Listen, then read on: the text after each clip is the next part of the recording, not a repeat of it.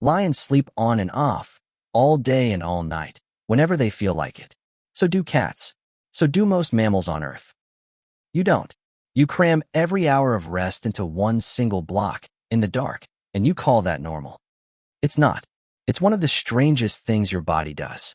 And almost nothing else alive does it the same way.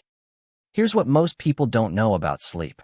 The one consolidated block you experience every night isn't the default setting for mammals. It's the exception. Most mammals are what scientists call polyphasic sleepers. They sleep in multiple short bursts spread across a full 24-hour cycle. Cats sleep up to 16 hours a day, broken into a dozen or more separate naps. Cows sleep in short bursts of around 4 minutes at a time. Even elephants, despite their size, sleep in fragmented chunks rarely longer than 2 hours. You don't do any of that. You sleep once, for roughly 7 to 9 hours, in one unbroken stretch. And you've never questioned why, because it's all you've ever known. So why are humans different? The answer starts with something the size of a grain of rice, buried deep inside your brain. It's called the suprachiasmatic nucleus. About 20,000 neurons, sitting right above where your optic nerves cross. And this tiny structure does something remarkable. It runs your entire internal clock. Every cell in your body has its own internal rhythm. Your liver, your skin, your muscles, all quietly ticking along on their own slightly different schedules. Without coordination, those rhythms would drift apart within days. The suprachiasmatic nucleus is the conductor that keeps every cell in your body synchronized to the same beat. It tells your liver when to process fat. It tells your immune system when to repair tissue. It tells your adrenal glands when to release cortisol. And it tells your brain when it's time to feel tired. It does all of this using exactly one piece of information: light. Specialized cells in your retina detect ambient light levels and send that information directly to the suprachiasmatic nucleus, completely separate from the visual pathway that lets you see.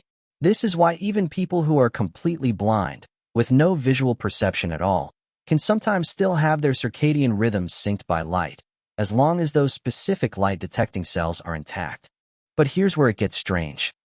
In 1938, two researchers named Nathaniel Kleitman and Bruce Richardson sealed themselves inside Mammoth Cave in Kentucky for over a month. No sunlight, no clocks, no way to know whether it was day or night outside. They wanted to find out what would happen to the human sleep cycle with absolutely no external cues at all.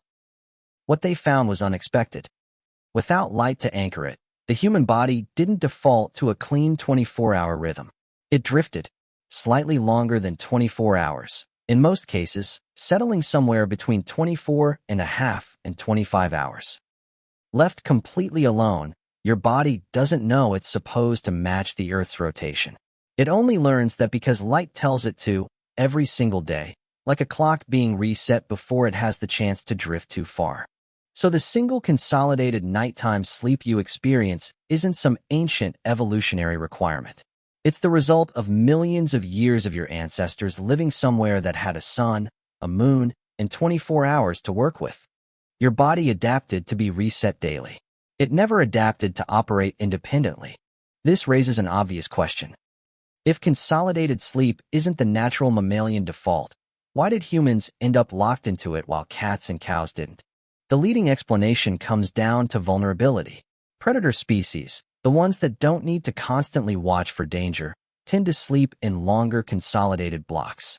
Prey species, the ones that need to stay alert, sleep in fragmented bursts so they're never deeply unconscious for long.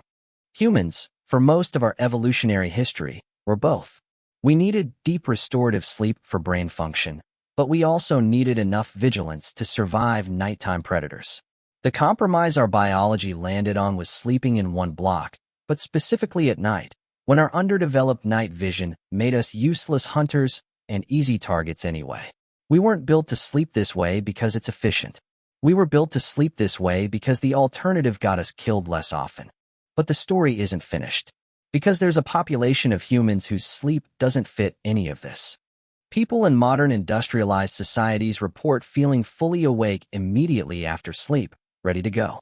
But historical and modern hunter-gatherer studies show something different. Among groups like the Hadza in Tanzania, who have minimal exposure to artificial light, Sleep is often lighter, slightly more fragmented, and punctuated by brief periods of nighttime wakefulness that don't register as a problem at all. It isn't insomnia. It's closer to what your biology may have actually intended before electric light flattened the night into a single uniform block of darkness. Which means the version of sleep you think is normal might not be your biology's original design. It might be a compromise your body made under conditions that no longer exist. Modern light has changed the input, but not the system. Your suprachiasmatic nucleus still only understands one signal. Light means day. Darkness means night. It cannot tell the difference between sunlight and a phone screen at 11 p.m. It cannot tell the difference between a campfire and a streetlight.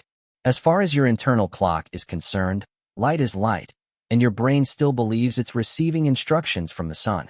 So here's the part worth sitting with. You are not sleeping the way nature intended. You are sleeping the way millions of years of predator avoidance shaped you to, running on an internal clock the size of a grain of rice that still believes it's reading sunlight, even when the light in question is coming from a screen 6 inches from your face.